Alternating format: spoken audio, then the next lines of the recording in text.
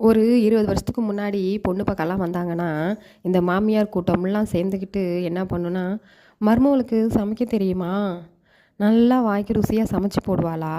அப்படின்னு கேட்பாங்க. இந்த கூட வந்திருக்கிற நண்டு சிண்டு நாத்தனார்லாம் என்ன பண்ணுன்னு பார்த்தீங்கன்னா, "அன்னைக்கு கோலம் போட தெரியுமா? அண்ணி வந்ததுக்கப்புறம் தான் நானே கோலம் போட கற்றுக்கணும்." அப்படின்னு சொல்லி நம்மள ஐஸ் வைக்கிங்க.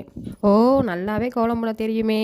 அப்படின்னு அவங்கள்ட்ட சொல்லிட்டு, அவங்கள இந்த பக்கம் அனுப்பிட்டு, நம்ம அந்த பக்கம் குடுகுடுன்னு கடைக்கு ஓடி போய், நல்ல பெரிய கோல புத்தகமாக பார்த்து வாங்கிட்டு வந்து, உழுந்து உழுந்து கோலம் போட்டு கற்றுக்கிட்டது தான். இப்போ இருக்கிற மாதிரிலாம் யூடியூப்பில் கோலம் பார்த்தெல்லாம் கற்றுக்க முடியாது. அப்போல்லாம் புக்கு தான். ஒரு வழியாக கல்யாணம் முடிச்சு மாமியார் வீட்டில் போய் வாசலில் நல்லா பார்த்து பார்த்து கோலம் போட்டு வச்சுருந்தோம்னு வச்சுக்கோங்களேன், இப்படி போட்டிருக்கலாம், அப்படி போட்டிருக்கலாம். வந்து ஐடியா சொல்லும் போது தான் நமக்கு வரும் பாரு கோவம். சரி, அதை விடுங்க.